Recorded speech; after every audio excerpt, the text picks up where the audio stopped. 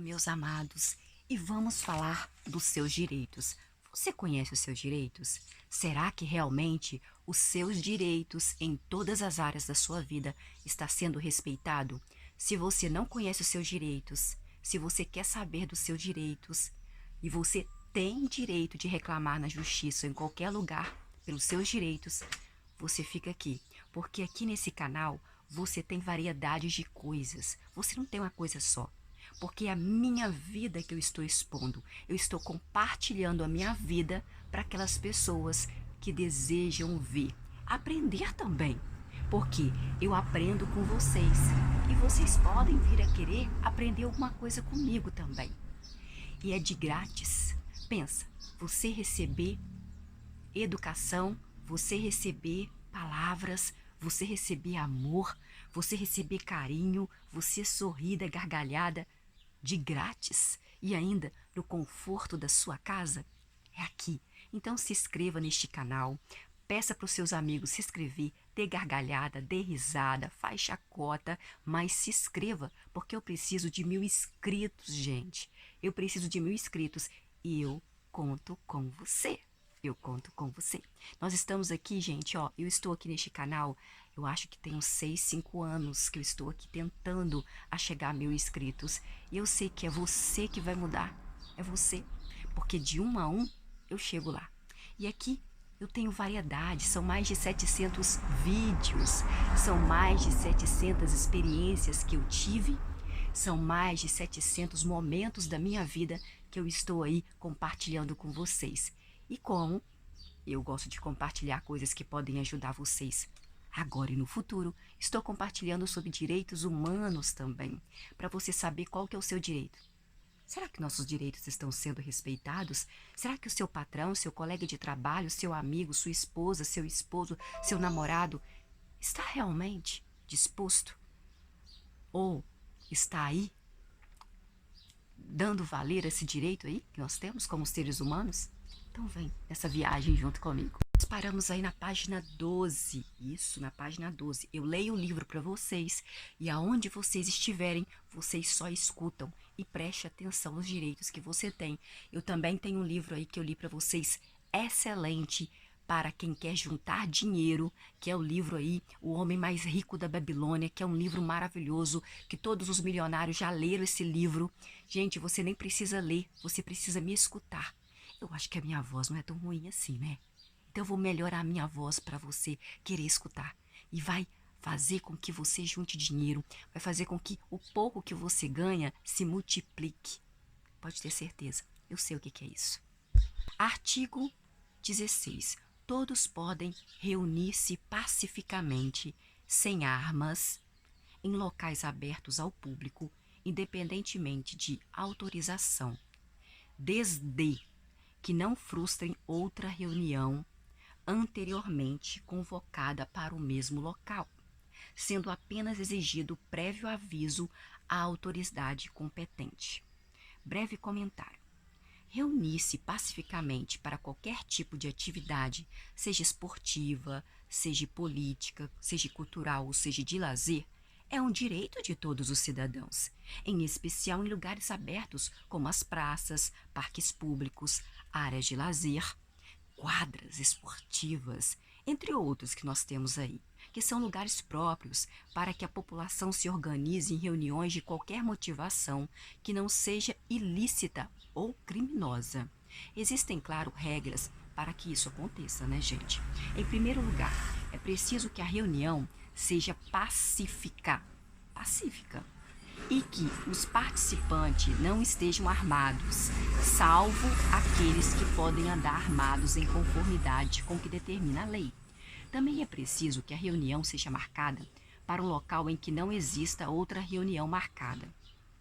Para garantir a organização e a ordem da sociedade, é imprescindível que a reunião seja noticiada à autoridade competente para ser solicitada autorização para isso. Imagine que o Sindicato dos Professores pretende realizar uma assembleia para discussão de greve, caso não haja aumento de salário. Na cidade de São Paulo, por exemplo, Uma reunião dessas naturezas, gente, de professores, reúne milhares de pessoas e pode impactar o trânsito de forma negativa, provocando congestionamentos de várias horas e muito atraso no sistema de transporte público. Ora, o direito de algumas pessoas de se manifestar não pode ser mais importante do que o direito de outras pessoas chegarem a seus compromissos de trabalho ou compromissos particulares que eles têm. Como explicar para uma mãe de um filho doente que ela não pode chegar ao hospital porque é uma passeata de professores insatisfeitos com o salário? Para garantir esse equilíbrio fundamental, para as atividades da sociedade, é preciso que as autoridades sejam avisadas previamente e autorizem a realização desse evento, ou sugiram que seja realizado em outro local em que o impacto para a população será menor. O 17. É plena liberdade da associação para fins lícitos, vedada a de caráter paramilitar. A Constituição Federal garante a todos o direito de se associar para fins lícitos, que não sejam criminosos, e sem caráter paramilitar. Em outras palavras, todos nós podemos formar associações, organizações não governamentais ou qualquer outro tipo de grupos sociais para exercer as atividades que quisermos.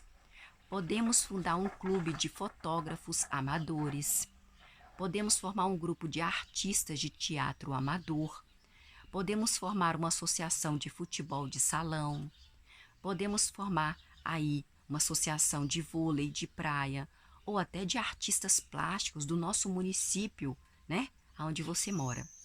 Há pessoas que fazem vasos, pintam telas, pessoas que fazem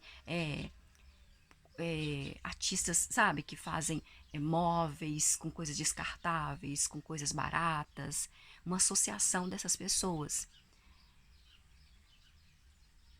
Então não há limite para se associar de uma coisa que pode sim ser vendida, pode ser colaboracional com a sua saúde, com a sua vida, mas para outras coisas ruins não pode não. Porém, em nenhuma hipótese poderemos organizar uma associação de pessoas armadas, não pode, para fazer a segurança do nosso bairro ou da nossa rua, não pode. Empresas de segurança, elas já são regulamentadas por lei como atividade empresarial e atendem a uma série de especificações, por isso elas podem atuar sim. Mas grupos paramilitares armados e organizados para vigiar ruas, vigiar bairros ou atividades diversas não são autorizados a atuar. E se isso ocorrer, as pessoas pertencentes a esses grupos poderão ser punidas pelo seu Estado. 17. A criação de associações na forma da lei e de cooperativas independem de autorização, sendo vedada a interferência estatal em seu funcionamento. Criar associações, criar sociedades para desenvolvimento de atividades diversas como estudo, esporte, artes, entre outras, é de livre vontade das pessoas, sem que haja necessidade de autorização prévia do Estado. Também podem ser organizadas cooperativas para a produção de artesanato, livros, produtos alimentícios e outras muitas atividades, sem necessidade de autorização e sem qualquer interferência do Estado no seu funcionamento.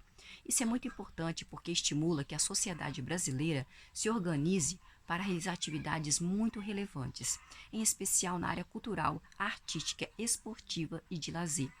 A 20. Ninguém poderá ser compelido a associar-se ou a permanecer associado. Observe que, embora a organização de associações seja livre, ninguém pode ser obrigado a participar de uma associação, não. Assim, se os moradores de um bairro ou de uma rua organizarem uma associação para melhorar as condições da rua, ninguém poderá ser obrigado a participar, não. Mesmo que more naquele bairro ou naquela rua, cada um vai participar ou não em conformidade com a sua vontade, sem que possa ser compelido a isso. Essa determinação tem razões históricas, porque na época do nazismo na Alemanha, ou lá do fascismo que tinha na Itália, na Alemanha, na época do nazismo, muitas pessoas foram obrigadas a ingressar no partido nazista para poderem continuar a exercer suas atividades profissionais, como professores, por exemplo, e para não serem perseguidos ou considerados suspeitos de traição à pátria deles. Por isso, a associação em um país democrático deve ser livre, sem nenhum constrangimento para aqueles que não pretenderem se associar. 21º. É garantido o direito de propriedade. Esse é um ponto fundamental que caracteriza os estados democráticos. Todas as pessoas têm direito de adquirir uma propriedade, seja para moradia ou para exploração econômica, como plantio ou atividade comercial.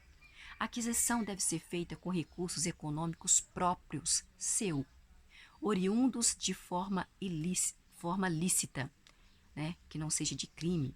Em alguns casos específicos, será fruto de políticas públicas que facilitem a aquisição por meio de financiamentos. Uma vez adquirida a propriedade, o titular desse direito será protegido pela lei maior, a Constituição Federal, e por várias leis federais, estaduais e municipais que garantem o exercício do direito de propriedade. Esse direito só será relativizado em casos específicos previstos em lei, como, por exemplo, quando houve interesse público superior ao interesse privado, que é o que acontece sempre, habitualmente nos casos de desapropriação de um imóvel para que possa ser construída uma estrada, um alargamento de avenida ou uma construção de um viaduto ou de uma ponte. Nesses casos, o Estado vai indenizar o proprietário que vai perder o seu bem e utiliza a área para a construção de um equipamento público de interesse de todas as pessoas que moram ali. 23º.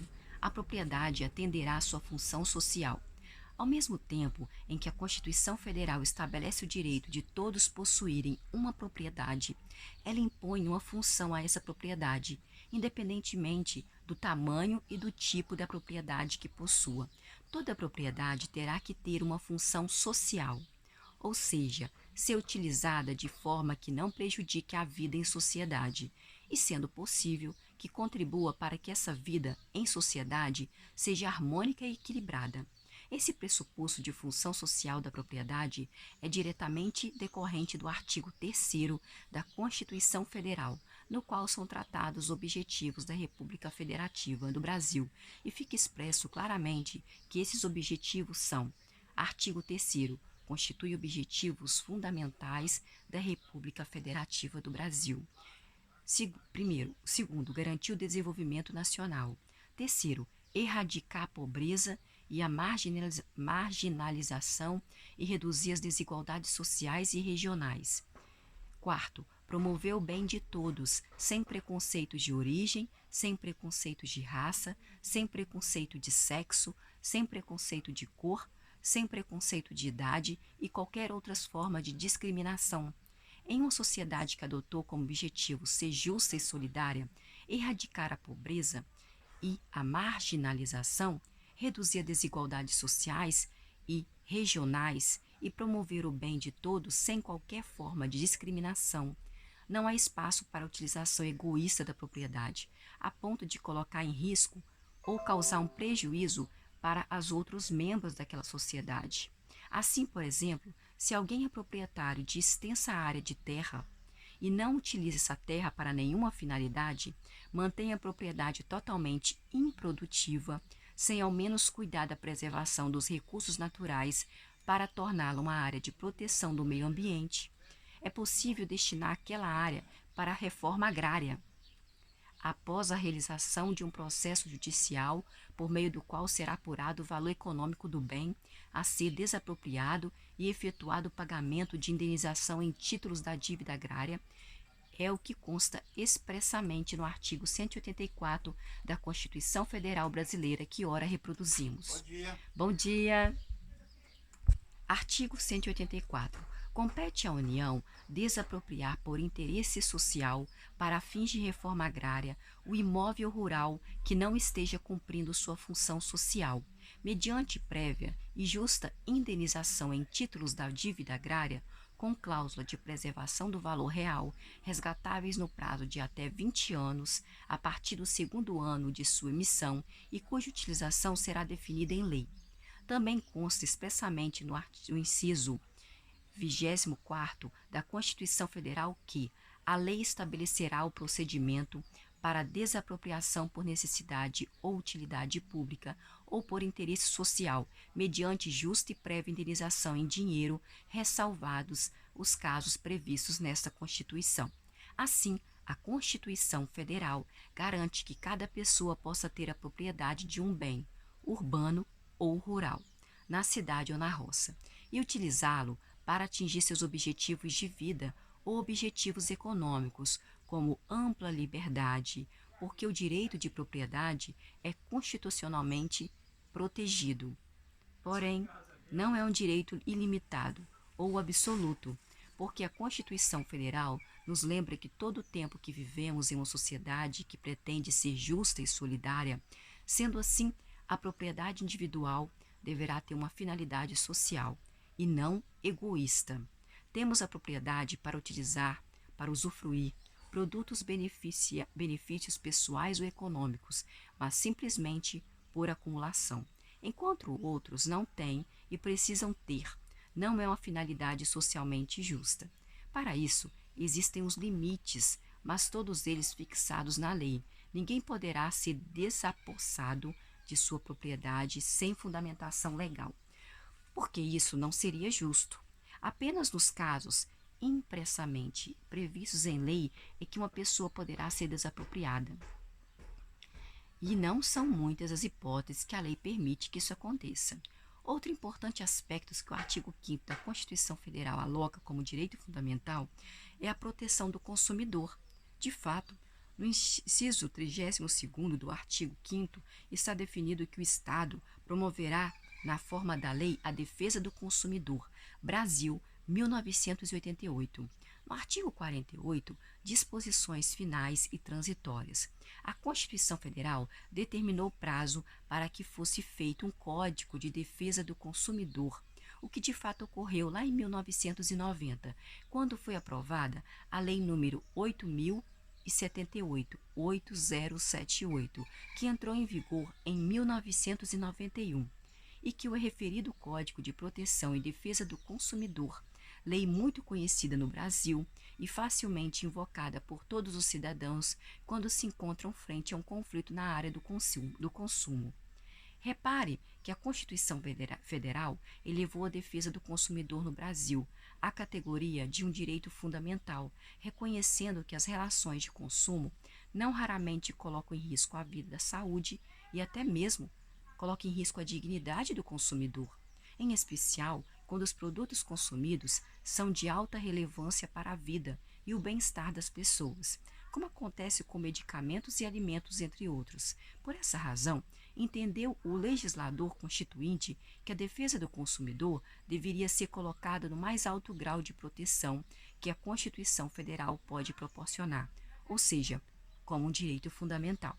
No artigo 5º da Constituição Federal, é extenso e repleto de bons motivos para reflexões, e recomendável que cada brasileiro ou estrangeiro residente no nosso país, no Brasil, faça a leitura de todos os incisos e parágrafos do artigo 5º, para conhecer o amplo rol de direitos fundamentais, individuais e coletivos com os quais somos contemplados pela lei de maior importância do Brasil.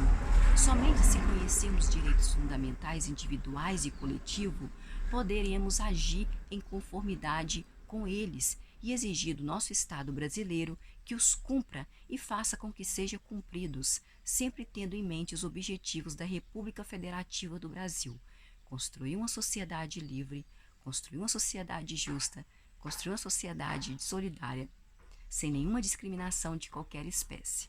Direitos dos acusados e condenados. Uma das principais razões pelas quais os direitos humanos no Brasil são vulgarmente associados com direitos de bandidos é a confusão que se estabelece entre as pessoas leigas que não tiveram boas oportunidades para estudar. De que direitos devam ser garantidos apenas e tão somente para as pessoas que se comportam de forma socialmente aceita? Essa é uma afirmação que tem fundamento na maior parte das vezes. Porém, quando se trata de acusados e condenados por práticas criminosas, é preciso lembrar que todas as sociedades civilizadas estabeleceram punições para a prática de crimes, mas não concordam com vingança. Por que a vingança é afastada das sociedades civilizadas, hein? Porque a vingança, gente, nos igualaria àquele que praticou o crime. Se você praticar uma vingança com alguém, nós vamos ficar igual o criminoso. Seria a resposta violenta ao ato igualmente violento praticado pelo criminoso. Para deixar claramente demarcada a fronteira entre a punição e a vingança, as legislações de sociedades civilizadas, organizadas com o objetivo de garantir a todos o cumprimento da lei e o resultado da paz social, da ordem, do equilíbrio, possuem legislação que pune os crimes com supressão do direito de liberdade, prisão ou detenção. Porém, impedem qualquer prática de castigos corporais, de trabalhos forçados, de tortura ou semelhados, porque tudo isso caracterizaria vingança, que não é prática admitida entre pessoas civilizadas. Importante lembrar que o fundamento republicano da dignidade da pessoa humana, adotado no Brasil e em muitos outros países do mundo, representa que todos os seres humanos têm direito a ser tratados com dignidade, exclusivamente pelo fato de serem humanos, sem que seja preciso praticar nenhum ato de contrapartida. Em outras palavras, dignidade da pessoa humana não se aplica apenas às pessoas boas que cumprem a lei e praticam atos considerados socialmente relevantes. Mesmo as pessoas que praticam atos criminosos têm direito de serem tratadas com dignidade. E por quê, gente? Porque não tratá-las com dignidade quando praticam um ato criminoso ou violento seria o mesmo que se equiparar a elas, ser igual a elas. Seria responder violência com violência, o que com certeza não nos levaria a construir uma sociedade melhor. Por isso, por maior que seja a nossa revolta e indignação diante de crimes bárbaros que são praticados muitas vezes na sociedade brasileira, a prática de tortura ou de linchamento pode até ser aplaudida como resposta imediata, de raiva, de desespero, mas não é, no fundo, diferente do ato criminoso praticado e que nos causou revolta. Alguns poderão dizer que se trata de uma reação e, portanto, pode ser praticada porque ela não existiria se o ato violento não tivesse sido feito primeiramente. Esse, no entanto, não é um bom argumento, não. Nenhum ato de violência pode ser justificado, porque nenhum ato de violência produz algo de bom ou algo positivo para a sociedade. Responder com violência é se igualar a quem praticou aquela violência. A melhor resposta é a punição, tão severa quanto mais violento for o ato praticado. A supressão de liberdade é, com certeza, nas sociedades civilizadas, a mais severa das penas. Ficar impedido de viver em sociedade, ficar impedido de ter uma família, ficar impedido de poder ir para onde quiser, ficar impedido no momento que quiser, viver uma vida reprimida em todos os momentos, com horários rígidos, até para poder estar em contato com o sol. O horário de banho de sol das cadeias é muitas vezes restrito a apenas 1 hora por dia. Tudo isso é a mais rigorosa punição que uma sociedade civilizada pode praticar contra os atos violentos, como homicídio, latrocínios, estupro, entre outros. No Brasil, felizmente, a Constituição Federal estabelece direitos para acusados e para presos também, inclusive porque muitas pessoas podem ser acusadas de crimes que não praticaram. Exatamente por isso, merecem todo o direito de se defender até que a sentença judicial decida se são ou não culpados pelo crime que lhes é imputado. Pena de reclusão é aplicada a condenações mais severas. O regime de cumprimento pode ser fechado, pode ser semiaberto ou pode ser até aberto. E normalmente é cumprida em estabelecimentos de segurança máxima ou média. A detenção é aplicada para condenações mais leves e não admite que o início do cumprimento seja no regime fechado.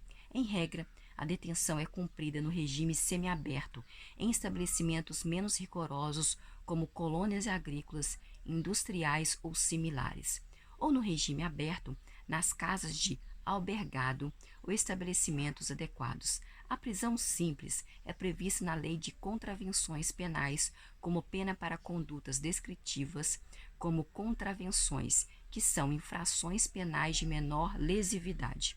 O cumprimento ocorre sem rigor penitenciário em estabelecimento especial ou seção especial de prisão comum, em regime aberto ou semiaberto. Somente são admitidos os regimes abertos e semiabertos para a prisão simples. Distrito Federal 2015, está neste livro. Os direitos que os acusados detêm são basicamente os seguintes. Artigo 5º.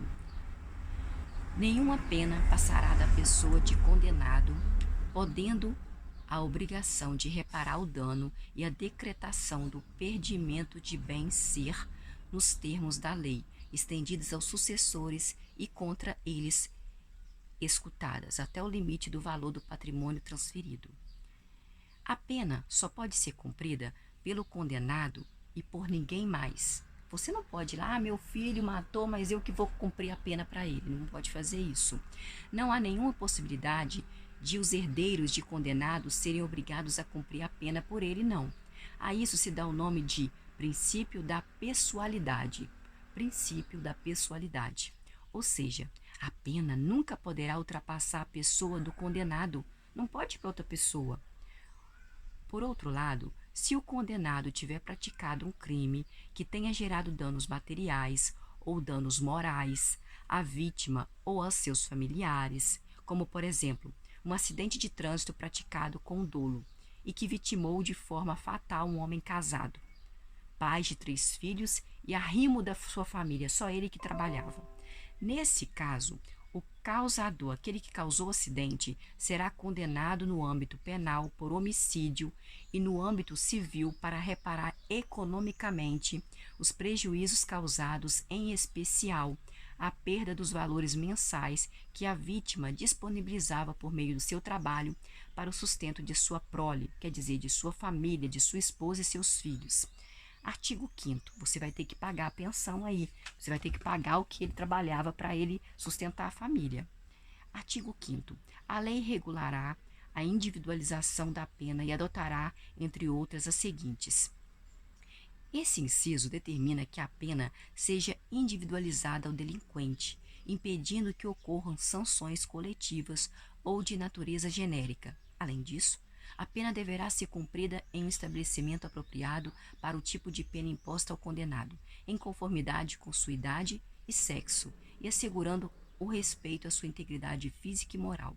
É o que encontramos nos incisos do mesmo artigo 5º que estamos estudando. A pena será cumprida em estabelecimentos distintos de acordo com a natureza do delito, a idade e o sexo do apenado. É assegurado aos presos a respeito à integridade física e moral. Assim, além do princípio da individualização da pena, a Constituição Federal adota o princípio da dignidade da pessoa humana a ser aplicado a todos os brasileiros, estrangeiros residentes no Brasil e estrangeiros que aqui estejam por período limitado de tempo. Todos, sem nenhuma exceção, têm direito ao tratamento digno em que sejam respeitadas sua integridade física e moral. E isso inclui os acusados e os condenados. Portanto, nenhum tipo de tortura ou tratamento desumano pode ser praticado nas penitenciárias brasileiras, embora na prática ainda estejamos muito longe do efetivo cumprimento dessa determinação constitucional. Página 18. As rebeliões em presídios são frequentes no Brasil. Infelizmente, o que demonstra que o sistema prisional precisa ser tratado com maior atenção e maturidade, de forma que esses estabelecimentos cumpram verdadeiramente o objetivo de ressexualizar as pessoas, fazer com que elas possam um dia voltar à sociedade. De forma que esses estabelecimentos cumpram verdadeiramente o objetivo deles. Qual que é o objetivo de você ficar na cadeia? É de ressocializar os condenados por crimes, propiciando esses condenados por crimes a formação educacional fundamental, profissionalização e atividades que possam servir de apoio para a vida fora do sistema prisional, em especial o apoio psicológico. Os recursos investidos na melhoria do sistema prisional são fundamentais para que o Estado diminua o índice de reincidência no crime, que na atualidade, segundo dados da pesquisa feita pela revista Piauí, junto ao Conselho Nacional de Justiça, alcança 24,4%, ou seja, 1 a cada 4 egressos do sistema prisional volta a praticar um ato criminoso, índice considerado muito alto, Tartaglia 2016. Cumpre destacar ainda que os acusados por crime no Brasil são protegidos pelos incisos destacados na CF Brasil de 1988, todos muito importantes e que merecem nossa especial atenção nestes estudos sobre direitos humanos. Ninguém será processado nem sentenciado senão pela autoridade competente. O Brasil possui tribunais competentes para cada tipo de atividade, ou seja, no âmbito penal, no âmbito civil e no âmbito trabalhista. A lei fixa qual autoridade competente para cada tipo de julgamento, o que significa que ninguém poderá ser julgado ou ninguém poderá ser condenado senão por um tribunal legalmente competente. Um grupo de cidadãos reunidos não pode julgar ninguém. Somente um tribunal com juízes legalmente instituídos para essa função, preparados para o exercício dessa função da lei e que poderá conhecer a acusação, analisar as provas e proferir o julgamento, sempre um cumprimento das leis que regulam aquela matéria. Ninguém será privado da liberdade ou de seus bens sem o devido processo legal. Nenhuma pessoa, por pior que tenha sido o crime que ela tiver praticado, será privada de sua liberdade sem que haja um processo legal para condená-la. Da mesma forma, ninguém será privado de seus bens sem que um processo legal tenha ocorrido e tenha sido concluído com essa determinação expressa. A lei é a base da vida na sociedade brasileira e, por isso, nada pode ocorrer senão em estrito cumprimento do que a lei determina. Aos litigantes em processo judicial ou administrativo e os acusados em geral são assegurados o contraditório e ampla defesa com os meios e recursos a ele inerentes. Neste inciso do artigo 5º estão contemplados direitos fundamentais que são de fato essenciais para a vida de todos nós. Esses direitos asseguram que qualquer pessoa no Brasil que estiver na condição de litigante em um processo judicial movido perante o juiz de direito ou tribunal, ou administrativo, movido por autoridade administrativa como prefeituras e PROCONs, por exemplo, terá direito ao exercício do contraditório, ou seja, poderá colocar para conhecimento e julgamento todas as suas razões e argumentos e terá direito à ampla defesa por meio da apresentação de todas as provas em direito permitidas que possam colaborar os argumentos que foram expostos.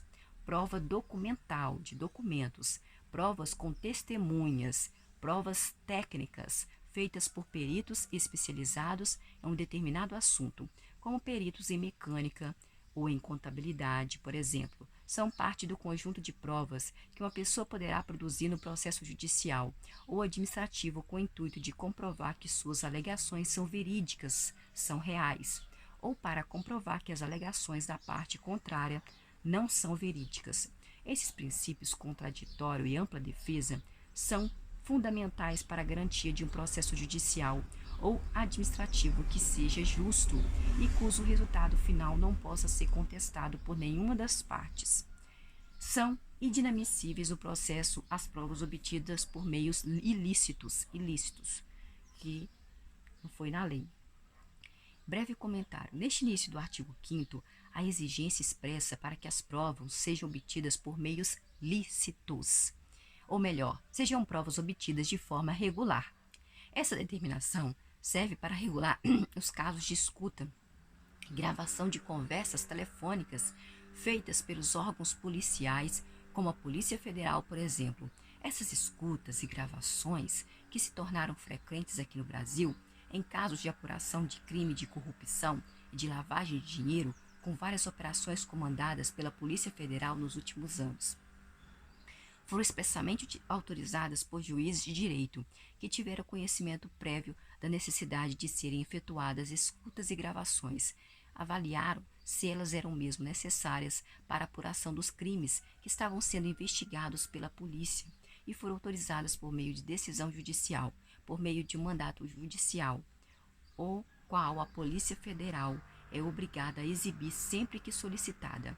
Em outras palavras, para a Polícia Federal investigar alguém por meio de escutas telefônicas e gravações telefônicas, é obrigada a pedir autorização judicial, o que é muito bom, porque impede a prática de escutas e gravações indevidas de pessoas que não têm nenhuma acusação ou suspeita da prática de qualquer modalidade de crime ou ato ilícito.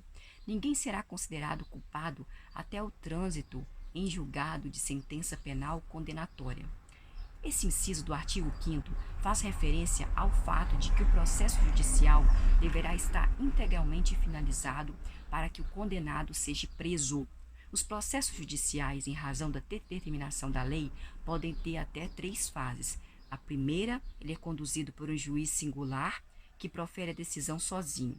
A segunda, em que o processo vai ser analisado novamente e julgado por um colegiado de magistrados, ou seja, por um tribunal, que pode manter ou modificar a decisão proferida pelo juiz singular, aquele primeiro. A terceira fase é em que o Tribunal Federal Superior analisa o processo e modifica ou corrobora a decisão adotada anteriormente. Depois dessas fases, ocorre o chamado trânsito em julgado da sentença, que no momento em que ela se torna imutável, porque não existem mais recursos jurídicos para serem interpostos, ou seja, não existe mais possibilidade de um órgão judicial modificar aquela determinação. Nesse momento, é expedido mandato de prisão e o condenado deverá se apresentar para iniciar o cumprimento da sua pena. Esse direito é importante para evitar que alguém seja preso e mais tarde, no julgamento em segunda instância, a sentença seja inteiramente revista e a condenação venha a ser anulada. Como devolver a uma pessoa os 2 ou mais anos que ela passou presa injustamente? Hein, gente? Tem como devolver? Como reparar esse dano, esse erro que foi cometido? Exatamente para evitar que isso aconteça, a Constituição Federal garantiu o direito de liberdade de todas as pessoas até que se esgotem todos os recursos e tentativas de provar a verdade, que ela não fez, que não aconteceu nada disso. Existem muitos outros incisos importantes no artigo 5º da Constituição Federal. Vamos comentar brevemente mais 2 deles. O primeiro inciso determina que haverá responsabilidade civil objetiva do Estado brasileiro se ficar provado o erro judicial. Por exemplo, se houver a prisão da pessoa errada e também nos casos em que for aplicada a pena superior ao prazo maior previsto na lei, nessas situações, a pessoa atingida pelos erros poderá exigir indenização do Estado brasileiro em razão da prisão irregular ou da pena excessiva aplicada ao crime que ele cometeu. Também é muito importante no inciso LXX 1V, que trata da assistência jurídica integral e gratuita aos necessitados, para que aqueles que não podem pagar um advogado não sejam privados de sua ampla defesa, porque o Estado se incumbirá de indicar e pagar um profissional para defender aquele acusado. A Defensoria Pública e os advogados conveniados pela Ordem dos Advogados do Brasil cumprem esse papel e o fazem com competência e muita dedicação. Há expressa previsão no artigo 24 da Constituição Federal, no sentido de que a União, os Estados e o Distrito Federal deverão manter assistência jurídica e defensoria públicas gratuitas para todos os cidadãos que necessitarem. De acordo com o artigo 134 da Constituição Federal, que foi escrita no Brasil em 1988, artigo 134, a Defensoria Pública, instituição permanente, essencial à função jurisdicional do Estado, incumbindo-lhe como expressão e instrumento do regime democrático, fundamentalmente, a orientação jurídica, a promoção de direitos humanos e a defesa em todos os graus, judicial e extrajudicial, dos direitos individuais e coletivos de forma integral e gratuita aos necessitados na forma do inciso LXX e V do artigo 5º dessa Constituição Federal. Já a advocacia está prevista. Já a advocacia está prevista na Constituição Federal no artigo 133. O advogado é indispensável à administração da justiça, sendo inviolável por seus atos e manifestações no exercício da sua profissão, nos limites da lei. Está lá na Lei Brasil 1988, desculpem. Assim, os advogados que exercem sua atividade por meio de convênios para atendimento de pessoas carentes que não podem pagar honorários de profissionais contratados estão cumprindo determinação federal expressa na Constituição do Brasil. É bastante recomendável que o artigo 5º seja estudado de forma recorrente por todos os brasileiros e estrangeiros residentes ou de passagem pelo Brasil, porque os direitos fundamentais, os direitos individuais e coletivos colocados neste artigo são verdadeiramente essenciais para todos nós. Conhecer esses incisos e pesquisar sua aplicabilidade prática poderá nos ajudar a deixar de lado muitos dos nossos preconceitos, que são, na verdade, fruto do desconhecimento. É o caso da afirmação de que direitos humanos são direito de bandidos, que algumas pessoas dizem. Agora sabemos que isso não é verdade, como também uma afirmação que não faz sentido nenhum perante a Constituição Federal Brasileira, lei mais importante da República Federativa do Brasil. Direitos humanos são direito de todos nós, gente. É por isso que a Organização das Nações Unidas determina o artigo 1º da Declaração Universal dos Direitos Humanos que todos os seres humanos nascem livres e iguais em dignidade e direitos, apesar de que isso aí não está legal, né, gente? Não acontece de verdade. São dotados de razão e consciência e devem agir em relação uns aos outros com espírito de fraternidade. Aí a ONU fez essa lei em 1948. Quando na vida em sociedade um ser humano praticar ato criminoso contra outro ser humano, desde que devidamente comprovado, deverá ser punido por esse ato que ele fez. Porém, até no momento da aplicação da pena punitiva, deverá ser respeitado em sua dignidade e em seus direitos, porque a violência não nos levará a uma sociedade melhor e a vingança não é ato digno de seres civilizados, que querem viver e agir uns com os outros com o espírito de fraternidade. Vamos parar aqui, nós começamos na página 12, paramos na página 21. E até a próxima. Fica ligadinho assim, aqui nos seus direitos e também vários outros vídeos que eu compartilho com vocês a minha vida dia a dia. Muito obrigada por você estar aqui. Muito obrigada. Volte sempre.